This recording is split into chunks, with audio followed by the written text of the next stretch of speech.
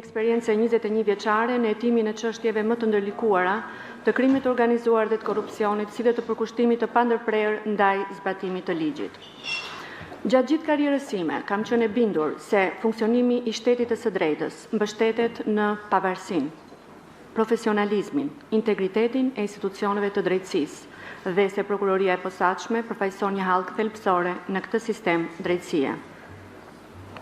Motivimi im për të kandiduar buron nga dëshira dhe ndjenja e përgjegjësisë për të kontribuar me integritet, vizion dhe vendosmëri në drejtimin e prokurorisë së posaçme.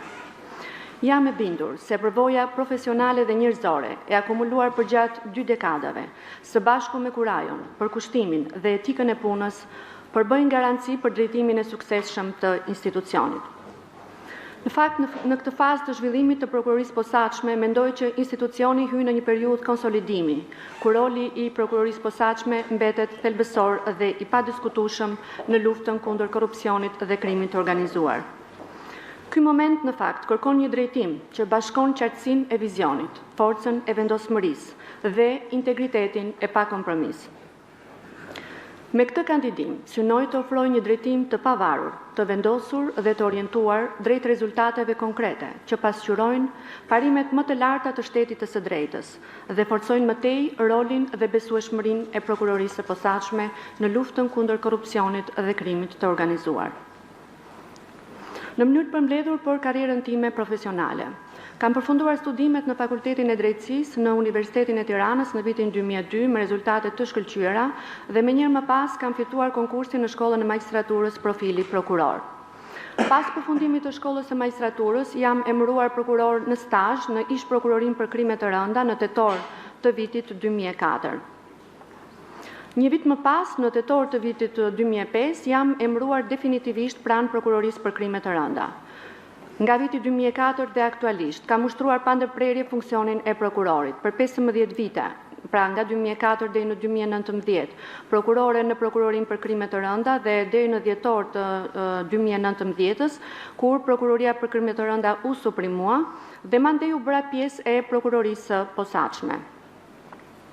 Në fakt, kam qenë pjesë e këtyre 2 strukturave shumë të rëndësishme në Republikën e Shqipërisë, si ish krimet e rënda, ashtu edhe prokuroria e posaçme. Pra, veprimtaria ime si prokuror ka qenë e fokusuar vetëm në këto 2 institucione.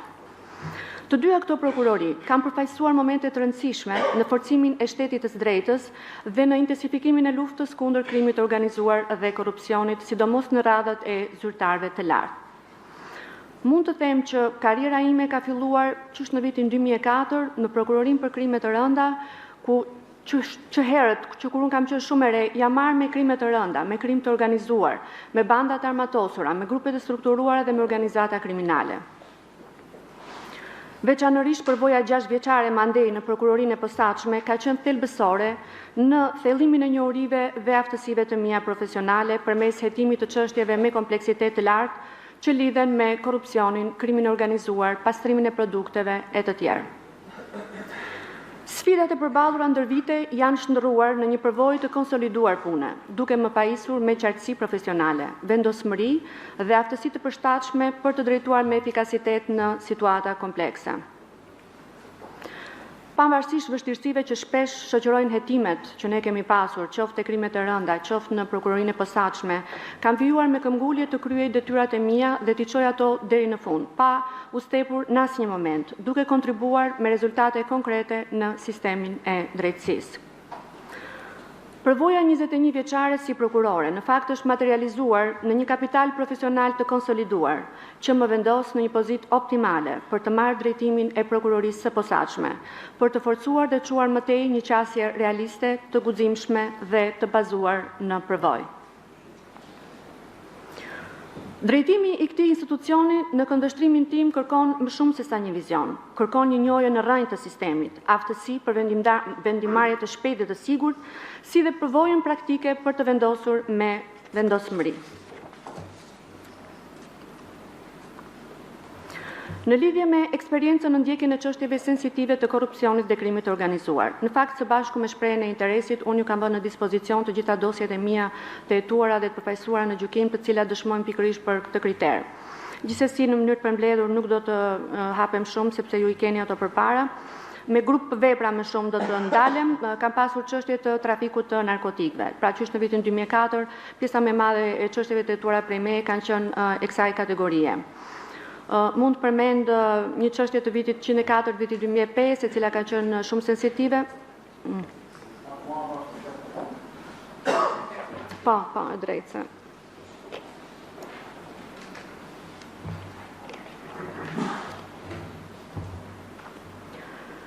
Pra mund përmend një çështje të vitit 104 të vitit 2005 për trafik të narkotikëve në kuadër të organizatës kriminale, e cila ka qenë një çështje mjaft sensitive për kohën.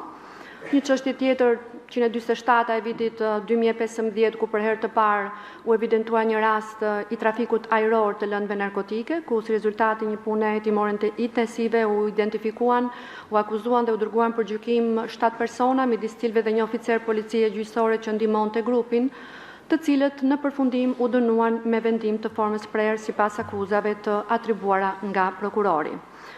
Dhe një numër të tjerë çështjesh të trafikimit të cilat ua kanë vënë në dispozicion, po nuk do ndalem, të cilët karakterizohen nga numri i madh i personave dhe trafiku ndërkombëtar pra me element transnacional. Hetimet në fushën e trafikimit të narkotikëve janë zhvilluar në shumicën e më të madhe të tyre përmes metodave proaktive të hetimit, të cilat janë iniciuar mbi bazën e informacioneve referuese dhe operative të verifikuara. Si rezultat i përdorimit të këtyre metodave janë identifikuar, hetuar dhe dërguar për gjykim të gjithë personat e përfshirë në rastet e trafikut të narkotikëve, të cilët më pas janë dënuar me vendime përfundimtare të formës prerë me masa relativisht të larta dënimi. Këto hetime të karakterit ndërkombëtar në fushën e narkotikëve kanë forcuar dhe konsoliduar aftësinë time profesionale për të menaxhuar çështje komplekse dhe për të arritur rezultate konkrete në një nga segmentet më sfiduese të krimit të organizuar. Në fakt, lufta kundër trafikut të narkotikëve sot është bërë një prioritet global e në këtë këndvështrim kërkon një bashkëpunim të gjerë ndërinstitucional dhe ndërkombëtar, si dhe qasjet avancuara hetimore të cilat unë kam pasur mundësinë t'i aplikoj qysh në fillim të karrierës sime. Një grup tjetër të veprash penale të hetuara prej meje është trafikimi i qenieve njerëzore. Kam treguar një përkushtim të veçantë në hetimin e këtyre lloj veprave penale, për vetë natyrën që ato kanë, të cilat cënojnë nderin dhe dinjitetin e një qenie njerëzore të viktimës në rastin konkret. Kam veçuar të shkëpus dy raste, rasti 113-2017, një rast tipik trafikimi me 2 viktima dhe procedimi 2 vitit 2010 po ashtu me 2 viktima, ku karakteristike këtyre procedimeve ka qenë se kam bashkëpunuar ngushtë me autoritetet franceze dhe italiane, pasi viktimat shpesh shfrytëzoheshin jo vetëm në Shqipëri, por dhe jashtë territorit të Republikës së Shqipërisë. Kjo përvojë në trafikimin e qenieve njerëzore ka forcuar aftësinë time për të menaxhuar hetime të ndërlikuara dhe me ndjeshmëri të lartë, si dhe besimin për të drejtuar me profesionalizëm dhe integritet procese të tjera komplekse në mbrojtje të interesit të ligjit dhe të sundimit të tij. Një grup tjetër veprash penale të hetuar kanë qenë çështjet e vrasjeve. Kam patur në hetim një numër të konsiderueshëm vrasjesh, qoftë të krimet e rënda dhe qoftë në prokurorinë e posaçme. Vrasjet kanë qenë për motive të ndryshme, vrasje për motive familjare, vrasje për shkak të cilësive të veçanta të viktimës, vrasje në rrethana të tjera cilësuese, vrasje për interes, për hakmarrje apo për gjakmarrje. Unë i kam paraqitur këtë raste pranë jush dhe nuk mendoj që të ndalem, është procedimi penal 79/2011 për vrasje ndaj një funksionari të forcave operacionale të policisë, po ashtu është procedimi 130 dhe 129 vrasje për gjakmarrje, të cilat kanë qenë në fakt çështje shumë sensitive për atë kohë. Pas vitit 2014 dhe ndryshimeve ligjore që pësuan lëndën e prokurorisë për krime të rënda, kam pasur mundësi të hetoj dhe të përfaqësoj në gjykim çështje penale të korrupsionit aktiv dhe pasiv të funksionarëve të drejtësisë parashikuar nga neni 319 dhe 319 i kodit penal. Konkretisht mund të përmend procedimi penal 359 i vitit 2016 ndaj 6 pandeurve, ku njëri nga të pandeurët ka qenë një ish gjyqtar i akuzuar dhe i dënuar me vendim të formës prerë për veprën penale të korrupsionit pasiv të gjyqtarëve. Po ashtu mund të përmend procedimin penal 135 i vitit 2016, po ashtu ndaj një ish gjyqtari i akuzuar dhe i dënuar me vendim të formës prerë për veprën penale të korrupsionit pasiv të gjyqtarëve. Procedimi penal numër 8 i vitit 2019, ndaj 3 pandeurve, ku një nga të pandeurit ka qenë një ish prokuror, po ashtu i akuzuar dhe i dënuar me vendim të formës prerë për veprën penale të korrupsionit pasiv të prokurorëve. Në fakt, për të thënë vërtetën, hetimi i çështjeve penale që përfshin funksionarët të sistemit të drejtësisë tregon një besueshmëri profesionale. Dëshmon për menaxhimin e çështjeve të ndjeshme dhe angazhim të palëkundur ndaj parimit të barazisë përpara ligjit. Po ashtu dëshmon balancën mbi vendosmërinë në hetim dhe ndjeshmërinë që kërkon trajtimi i rasteve të tilla, të cilat prekin vetë sistemin e drejtësisë. Këto çështje reflektojnë bindjen profesionale se asnjë funksionar publik, pavarësisht detyrës apo statusit të tyre, nuk qëndron mbi ligjin dhe se zbatimi barabartë i ligjit është themeli mbi cilin ndërtohet procesi i rregullt ligjor dhe shteti i së drejtës. Për të kaluar tek prokuroria e posaçme, kam hetuar një sër çështjesh veçanërisht sensitive dhe me kompleksitet të lartë, ku ndër më të spikaturat, shkurtimisht nuk do zgjatem shumë, procedimi penal numër 209 i vitit 2020, i cili ka qenë për vrasje me paramendim për aktmarrje dhe vrasje në rrethana të tjera të cilësuese të kryera në bashkëpunim të posaçëm, ato të grupit të strukturuar kriminal ndaj 3 të pandeurve, të cilët janë dënuar me vendim të formës prerë me burgim të përjetshëm. Çështja penale numër 150 e vitit 2021 dhe 148 e vitit 2022, ku në të dy këto çështje në fakt janë lidhur marrëveshje bashkëpunimi me bashkëpunëtorë të drejtësisë, të cilët kanë qenë një armë shumë e fortë për zbardhjen e gjithë veprimtarisë kriminale dhe të identifikimit të gjithë personave të përfshirë në këtë ngjarje kriminale. Çështja penale numër 19 e vitit 2022 për veprën penale të sigurimit kushteve dhe mjeteve materiale për të kryer vrasje kryer në bashkëpunim posaçëm ato të grupit të strukturuar kriminal, ku veçantia e kësaj çështje është se është kryer në bashkëpunim të ngushtë me autoritetet holandeze, kryesisht me prokurorinë Limburg në Holland, me të cilën ne kemi shkëmbyer akte hetimore prova në kohë reale. Këto çështje në fakt janë të përfunduara të gjitha me vendim të formës prerë, të cilat kanë konfirmuar akuzat e ngritura nga prokurori. Madje në çështjen e parë që unë përmenda 209/2020, ku pandeurit janë dënuar me vendim me burgim të përjetshëm, edhe pas një ndryshimi, një pushimi të pjesëshëm të një akuze nga gjykata e posaçme e shkallës parë, pas ankimit të prokurorit, apeli vendosi sipas akuzave të atribuara nga prokurori. Një tjetër çështje shumë sensitive është procedimi penal numër 75/2022 me 32 të pandeur, ku në këtë rast janë lidhur 3 marrëveshje bashkëpunimi me 3 bashkëpunëtorë drejtësie. Në këtë çështje, si rezultat i të dhënave të përftuara nga bashkëpunëtorët e drejtësisë, të cilat sigurisht janë harmonizuar me gjitha provat e tjera të grumbulluara nga ana jon që në fazën më të hershme, sepse sigurisht që të bësh një bashkëpunëtor drejtësie duhet fillimisht të verifikosh ato thënjet e tij, që ti të bindesh që ai po tregon pa rezerva dhe të japësh pastaj statusin e bashkëpunëtorit të drejtësisë. Kështu që në këtë kontekst, këto deklarime të marra nga bashkëpunëtorët e drejtësisë, po sigurisht harmonizuara dhe me provat e tjera të grumbulluara gjatë hetimit, bën që të zbuloheshin një sër ngjarjesh të rënda kriminale, si vrasje, vjedhje me armë, sigurim të kushteve dhe mjete materiale për të kryer vrasje dhe korrupsion pasiv në radhët e zyrtarëve publik. Ishin një sër çështjesh të cilat janë bashkuar dhe ishin pezulluar ndërkohë ndër prokuroritë e jurisdiksioneve të veçanta, të cilat më pas u bashkuan me procedimin MAM 75/2022. Unë them që kjo është një ndër çështjet më komplekse të prokurorisë së posaçme, se brenda një çështje janë disa ngjarje kriminale, të cilat e bëjnë shumë komplekse dhe të vështirë hetimin e kësaj çështje penale.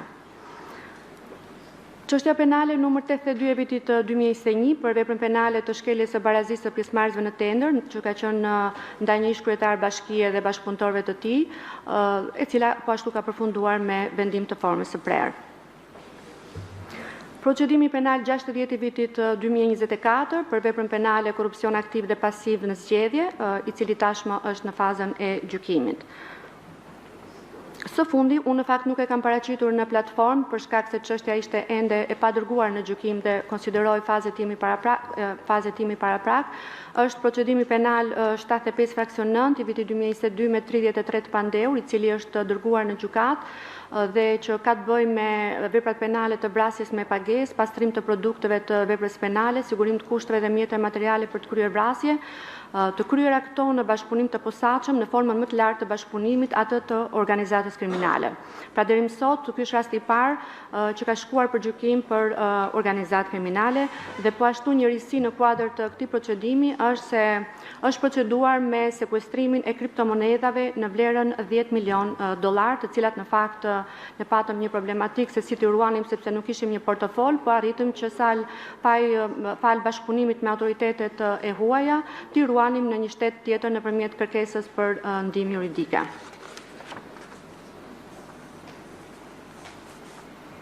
Në çështjet e hetuara në prokurorinë e posaçme, kam demonstruar përdorimin e metodave proaktive të hetimit, përfshirë, përgjime, vëzhgime, përdorimin e agjendëve në mbulim, të cilët kanë e di, po e kam e di, kërkoj shumë dies, po më thuaj sepse po.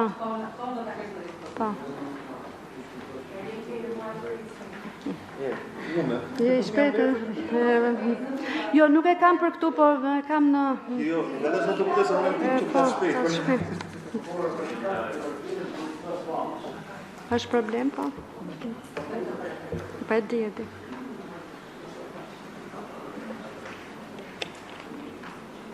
Kur lexojmë konkluzionet përfundimtare, na duhet ndonjëherë të nxitojmë edhe. Po. Na thonë shpejtoni edhe. Jo, në gjykim. Në gjykim. Po. Atëherë, në këtë çështje kam demonstruar përdorimin e metodave proaktive të hetimit, përfshirë përgjime, vëzhgime, përdorim të agjendëve në mbulim, të cilët kanë rezultuar jashtëzakonisht efikas në dokumentimin e veprimtarisë kriminale dhe njëkohësisht identifikimin e gjithë personave të përfshirë në këto rrjete kriminale. Paralelisht me hetimet penale, po ashtu kam zbatuar me sukses dispozitat e ligjit 1092 datë 3/12/2009 për parandalimi dhe goditjen e krimit organizuar, korrupsionit, trafikimit dhe krimeve të tjera nëpërmjet masave parandaluese kundër pasurisë, apo siç ne e quajmë ndryshe ligji antimafia. Janë kryer në këtë raste veprime hetimore për identifikimin, sekuestrimin dhe konfiskimin e aseteve me origjinë kriminale. Mund të përmend në këtë kuadër që vetëm në një rast është arritur të sekuestrohet dhe të konfiskohet vlera prej 3.4 milion euro dhe po ashtu në rastin që unë përmenda më sipër në procedimin 75 fraksion 9 janë sekuestruar kriptomonedha në vlerën $10 milion. Po ashtu në kuadër të proceseve penale janë kryer paralelisht dhe hetime pasurore dhe në kuadër të procedimit 75 që unë kam depozituar pranë jush, janë njësër kërkesash për konfiskim në kuadër të ligjit antimafia të dërguara në gjykim për konfiskimin e pasurive të subjektëve të proceduar në kuadër të procesit penal. Në lidhje me eksperiencën dhe aftësinë për të drejtuar një strukturë, çdo prokuror që merr përsipër një çështje penale është në vetvete lider i procesit hetimor. Fakt, ky rol përfshin hartimin e një plani të strukturuar, ndarjen e detyrave, orientimin e burimeve njerëzore dhe drejtimin e hetimit në mënyrën më efikase, duke shmangur pistat që çojnë në shpenzim të panevojshëm të kohës dhe të burimeve njerëzore. Pra është prokuroria ai i cili drejton dhe i fokuson që duhet heqin në një drejtim të caktuar, sepse shpesh mund të ndodhë që hetuesit të hapen në shumë drejtime, por ti duhet kuptosh që cili drejtim të çon drejt atij funksioni dhe drejt atij qëllimi që ti je duke hetuar. Dhe kjo është shumë e rëndësishme roli i prokurorit që të drejtojë skuadrën hetimore që ai ka në dispozicion. Në këtë kuadër, prokurori udhëheq oficerët e policisë gjyqësore, hetuesit, specialistët e përfshirë në hetim, duke i bërë ata pjesë të një procesi të koordinuar, të disiplinuar dhe të fokusuar në rezultate konkrete dhe eficiente. Këto aftësi udhëheqëse janë reflektuar plotësisht edhe në përvojën time ndërkombëtare, si drejtuese e 6 skuadrave të përbashkëta hetimore Joint Investigation Teams, ku kam përfaqësuar palën shqiptare. Drejtimi i një skuadre të tillë kërkon qartësi strategjike, planifikim të detajuar, si dhe aftësi për të bashkëpunuar me partnerët ndërkombëtar, sigurisht duke respektuar standardet procedurale ligjore të dy sistemeve të autoriteteve bashkëpunuese. Po ashtu njohja dhe përdorimi i 3 gjuhëve të huaja, anglisht, frëngjisht dhe italisht, më ka mundësuar komunikim të drejtë për drejtë me autoritetet e huaja në kuadër të bashkëpunimit të ndërkombëtar, sidomos në rastet kur ke për të bashkëvepruar dhe për të kryer veprime në terren, të cilat kërkojnë komunikime menjëhershme, të cilat duhet t'i vendosësh së bashku me drejtuesin e skuadrës tjetër.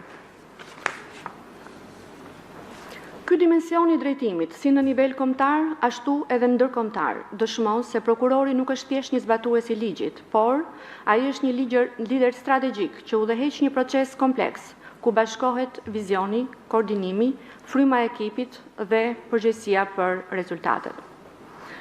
Këto përvoja që citova më sipër më kanë pajisur me aftësi të qarta drejtuese, vendimarrje të balancuar dhe përgjegjësi të plotë në çështjet me dimension ndërkombëtar, duke siguruar rezultate konkrete në hetimin e çështjeve me karakter transnacional. Në lidhje me eksperiencën në hartimin dhe miratimin e rregullave administrative. Përvoja ime shumëvjeçare në zbatimin e ligjit dhe në drejtimin e procedurave hetimore më ka pajisur me aftësitë e nevojshme për të kontribuar në përgatitjen dhe miratimin e akteve të brendshme që rregullojnë funksionimin institucional dhe standardizimin e procedurave hetimore.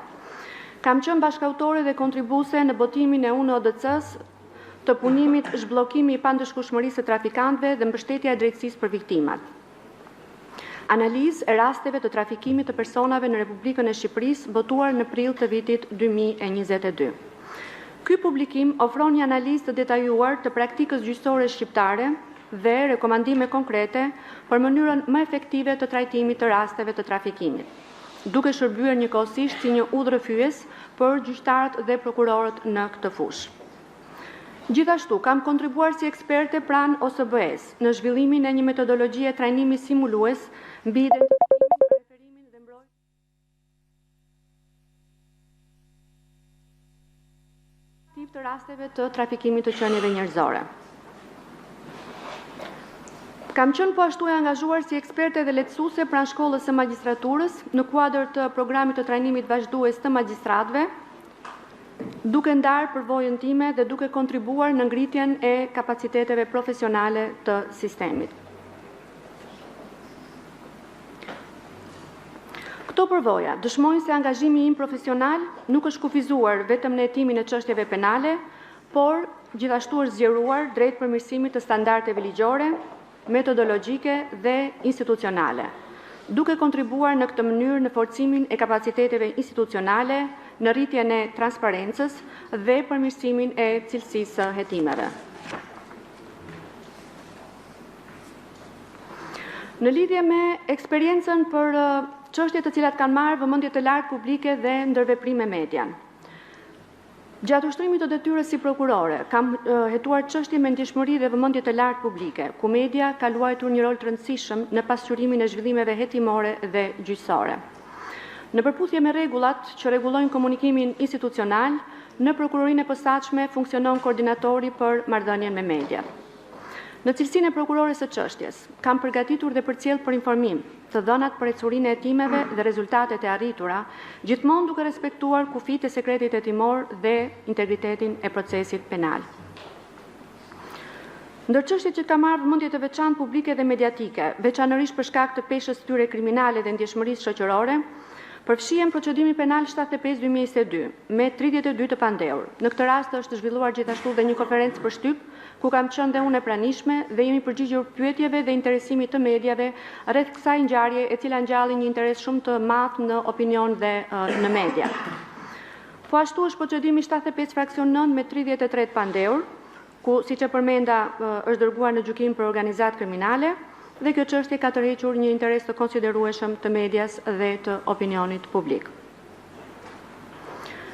Këto raste që citova përbëjnë shembuj të qartë të menaxhimit të suksesshëm të marrëdhënies midis sekretit hetimor dhe të drejtës për informim, sigurisht duke ruajtur integritetin e procesit dhe besueshmërinë e institucionit. Në ushtrimin e funksionit si drejtues i prokurorisë së posaçme, e konsideroj thelbësore ndërtimin e një marrëdhënie transparente dhe profesionale me median, duke e parë atë si një partner strategjik në forcimin e besimit të publikut tek drejtësia. Komunikimi institucional me median duhet të mbështetet në parimet kushtetuese të informimit të drejtë, proporcional dhe të verifikuar, pa cënuar sekretin hetimor, të drejtat e palëve dhe reputacionin e institucionit. Sa i takon aftësive në drejtimin efektiv të burimeve njerëzore. Në ushtrimin e detyrës kam treguar aftësi të qarta drejtuese dhe vendosmëri në menaxhimin efektiv të burimeve njerëzore përmes komunikimit të vazhdueshëm dhe bashkëveprim me hetuesit, oficerët e policisë gjyqësore, specialistët e përfshirë në hetim. Në çdo rast kam siguruar ndarje të qartë të detyrave, mbikëqyrje të rregullt dhe garantim të ligjshmërisë së çdo veprimi procedurial të cilën unë kam me shumë merak, duke ndërtuar një mjedis pune bashkëpunues dhe të disiplinuar. Këto aftësi organizuese janë reflektuar gjithashtu dhe gjatë drejtimit të skuadrave të përbashkëta hetimore, ku kam pasur përgjegjësinë për të harmonizuar metodologjinë e punës, për të siguruar ndarje të qartë të detyrës, për të ruajtur komunikim të vazhdueshëm mes autoriteteve bashkëpunuese dhe për të rritur njëkohësisht një besim reciprok. Sepse kur bashkëpunon me një autoritet të huaj, është shumë e domosdoshme që të vendoset një radh parë besimi. Nëse vendoset besimi, pastaj ti mund të shkëmbesh informacione pa rezerva. Aftësia për të ndërtuar frymë bashkëpunimi dhe besimi mes anëtarëve të ekipit është për mua një garanci reale për drejtimin e suksesshëm të çfarëdo lloji strukture, aq më tepër të prokurorisë së posaçme. Nëse më besohet detyra e drejtuesit të prokurorisë së posaçme, vizioni im për menaxhimin e burimeve njerëzore do të fokusohet në drejtimin efektiv, motivues dhe transparent të çdo anëtari të strukturës, me qëllim rritjen e performancës dhe forcimin e kulturës institucionale. Vlerësimi i drejtë i performancës, mbështetja e zhvillimit profesional dhe garantimi i pavarësisë në vendimarrje do të jenë prioritetet kryesore të drejtimit. Në lidhje me vizionin ose planin e besueshëm për organizimin e prokurorisë së posaçme si një institucion funksional dhe efektiv. Jam plotësisht e vetëdijshme në fakt për rëndësinë që ka drejtimi i prokurorisë së posaçme. Për këtë arsye, pavarësisht kompetencave të përcaktuara proceduralisht për drejtuesin, mbetet thelbësore fryma dhe metodologjia që ai përcjell dhe zbaton gjatë ushtrimit të funksionit drejtues. Vlerësoj shumë punën e palodhur të gjithë prokurorëve, hetuesve, oficerëve të policisë gjyqësore, specialistëve të përfshirë në bashkëpunim, si dhe bashkëpunimin me policinë e shtetit, partnerët kombëtar dhe ndërkombëtar. Vlerësoj të domosdoshme të punohet për ta përmirësuar më tej drejtimin e prokurorisë së posaçme. Në thelb të vizionit tim qëndron fryma e ekipit, sepse është më së qartë se asnjë individ, sado i përkushtuar të jetë, nuk mund t'i arrijë rezultatet i vetëm, por ato janë produkt i bashkëpunimit të ngushtë mes prokurorëve, hetuesve, oficerëve të policisë gjyqësore, institucioneve të tjera ligjzbatuese dhe partnerëve ndërkombëtar. Vizioni im mbështetet në disa shtylla kryesore. Transparenca dhe llogaridhënia. Deri më tani prokuroria e posaçme ka treguar një nivel të lartë transparence dhe llogaridhënie ndaj publikut dhe institucioneve partnere, duke ndërtuar besueshmëri përmes profesionalizmit dhe rezultateve konkrete. Synimi im është që këto standarde jo vetëm të ruhen, por të forcohen më tej përmes mekanizmave të qartë dhe të matshëm, duke rritur komunikimin me publikun dhe institucionet e tjera për të ndërtuar besim të qëndrueshëm tek drejtësia. Transparenca dhe llogaridhënia janë në fakt dy koncepte që në vlerësimin tim plotësojnë njëra tjetrën. Transparenca e bën llogaridhënien të dukshme, ndërsa llogaridhënia e bën transparencën të besueshme. Përmes kësaj qasje, do të garantohet një komunikim institucional i saktë, i hapur, i përgjegjshëm me publikun, duke respektuar gjithmonë kufijtë e sekretit hetimor dhe njëkohësisht duke forcuar integritetin dhe imazhin e prokurorisë posaçme si një institucion që vepron në bazë dhe për zbatim të kushtetutës dhe të ligjit. Një tjetër moment që unë do t'i kushtoj rëndësi të veçantë e kam parashtruar në vizionin tim është cilësia dhe shpejtësia e hetimeve. Janë faktor vendimtar për suksesin në luftën kundër korrupsionit dhe krimit organizuar. Ato pasqyrojnë profesionalizmin e prokurorëve, përdorimin e teknikave bashkëkohore të hetimit dhe bashkëpunimin efektiv me partnerët kombëtar dhe ndërkombëtar. Për të garantuar një rritje të qëndrueshme të cilësisë, është thelbësor organizimi i takimeve periodike me trupën e prokurorëve për të evidentuar problematikat e ndryshme të dala gjatë praktikës, gjatë zhvillimeve gjyqësore apo hetimore dhe njëkohësisht ofrimin e zgjidhjeve të duhura. Po aq e rëndësishme është edhe motivimi i prokurorëve për të përshpejtuar hetimet dhe për të reduktuar afatet e paraburgimit, sepse në këtë mënyrë do të mund të rritet efektiviteti i ndjekjes penale. Menaxhimi i burimeve njerëzore mbetet një nga sfidat kryesore të prokurorisë së posaçme, sepse aktualisht ngarkesa e prokurorëve të posaçëm është relativisht e lartë, edhe për shkak të kompleksitetit të çështjeve. Në këtë drejtim, përdorimi sa më efikas i burimeve njerëzore, mendoj që është një domosdoshmëri. Prioritet do të ketë ndarja e qartë e përgjegjësive, motivimi i ekipit, zhvillimi i vazhdueshëm profesional i prokurorëve, oficerëve, hetuesve të BK-s përmes trajnimeve të specializuara dhe shkëmbimeve të përvojës. Po ashtu, do të synohet një shpërndarje e drejtë dhe e balancuar e dosjeve ndërmjet prokurorëve, duke marrë parasysh jo vetëm dosjet që ata kanë në hetim, por njëkohësisht dhe numrin e çështjeve që ato përfaqësojnë në gjykim. Kjo në këndvështrimin sepse në prokurorinë e posaçme ka një, sidomos krimi organizuar, ka çështje të cilat shkojnë pothuajse 100% me gjykim normal. Dhe çështjet e krimit organizuar që shkojnë me gjykimin normal, i bie që gjatë gjithë javës një prokuror që ka të paktën 2 çështje, të cilat shkojnë me gjykim normal, ai është i angazhuar pothuajse gjithkohës vetëm në gjykim. Dhe nuk i ngelet koha për të bërë hetimin dhe për të ndjekur, të bërë liderin e hetimit. Në këtë këndvështrim mendoj që duhet parë dhe kjo pikë për të parë çështjet që janë në gjykim, ngarkesën e gjykimit, qofshin këto penale apo pasurore, krahas atyre të hetimit që të bëhet një balancim dhe një ndarje drejtë e ngarkesës midis prokurorëve. Kjo çështje mendoj që do të ndihmojë në shmangjen e mbingarkesës, në rritjen e efikasitetit dhe në përmirësinë e cilësisë së hetimeve dhe të përfaqësimit në gjykim. Njëkohësisht, do të ndërmerren masa konkrete për forcimin e kontrollit të prokurorëve mbi punën e oficerëve të policisë gjyqësore dhe hetuesve përmes vendosjes së standardeve të qarta të llogaridhënies dhe të vlerësimit të performancës. Sigurisht që mendoj kjo do të garantojë rritjen e efektivitetit e hetimeve, përmirësimin e cilësisë së produktit hetimor dhe forcimin e besueshmërisë së publikut ndaj institucionit në tërësi. Bashkëpunimi ndërinstitucional dhe ndërkombëtar. Prokuroria e posaçme do të vijojë dhe do të thellojë bashkëpunimin ndërinstitucional dhe ndërkombëtar, duke forcuar protokollet e përbashkëta të punës, duke rritur shkëmbimet e informacionit dhe duke përdorur më gjerë ekipet e përbashkëta hetimore. Përmes trajnimeve të ndërsjella, teknologjisë moderne të komunikimit dhe mekanizmave të vlerësimit të efektivitetit, ky bashkëpunim do të përmirësohet vazhdimisht, duke garantuar hetime cilësore dhe duke afrimuar pozitën e prokurorisë së posaçme si një aktor i besueshëm dhe aktiv në luftën kundër korrupsionit dhe krimit të organizuar, si brenda vendit ashtu edhe në arenën ndërkombëtare. Një tjetër pikë e rëndësishme mendoj që është rritja e numrit të procedimeve të nisura kryesisht.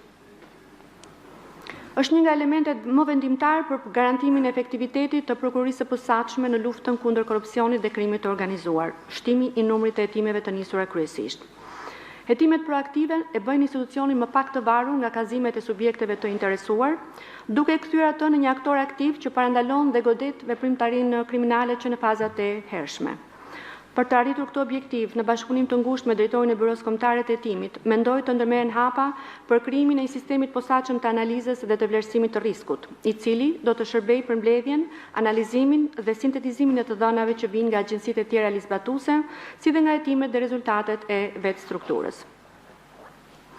Ky sistem do të ketë për qëllim identifikimin në kohë të fenomeneve me potencial kriminal, si dhe reduktimin e riskjeve për sigurinë publike dhe ekonomike.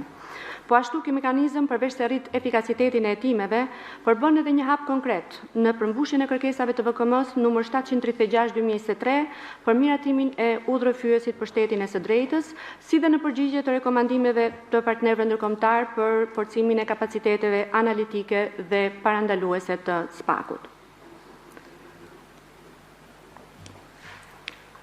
Me qëllim përmirësimin e efikasitetit dhe realizimin në mënyrë të plotë të hetimeve proaktive, është e domosdoshme vënia në funksion e seksionit të përgjimit parandalus, të ngritur pranë Byros Kombëtare të Hetimit, në zbatim të ligjit 96/2017 për disa shtesa dhe ndryshime në ligjin 9157/4/2003 për përgjimin e komunikimeve elektronike. Ky seksion aktualisht nuk është ende funksional për shkak të mungesës së infrastrukturës nevojshme teknike dhe fizike.